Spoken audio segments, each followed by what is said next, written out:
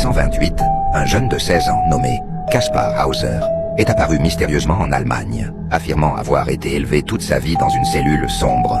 Ce qui frappait le plus les esprits, c'était son ignorance totale du monde extérieur. Il lui était impossible d'accomplir des gestes simples, comme boire dans une tasse, sans en avoir vu la démonstration à plusieurs reprises. Kaspar raconta également une rencontre intrigante. Le premier être humain avec lequel il avait eu contact était un homme énigmatique, qui prenait toujours grand soin de lui dissimuler le visage lors de ses rares visites, peu de temps avant sa libération. La ville de Nuremberg, prise d'une curiosité mêlée de compassion, adopta officiellement Hauser et prit en charge son entretien et son éducation. Friedrich Dahmer, un érudit et philosophe de renom, fut désigné pour veiller sur lui.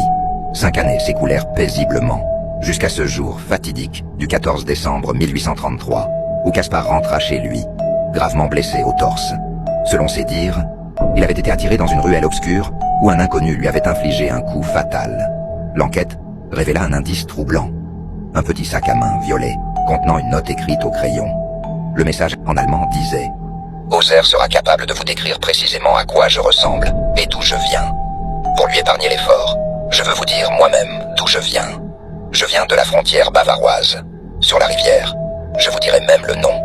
Monsieur L. O. » Hauser succomba à ses blessures le 17 décembre 1833. Une enquête approfondie révéla qu'il avait effectivement été retenu captif pendant de nombreuses années avant son apparition publique. Malgré cela, les circonstances exactes de sa captivité et l'identité de ses geôliers demeurent encore aujourd'hui un mystère non résolu.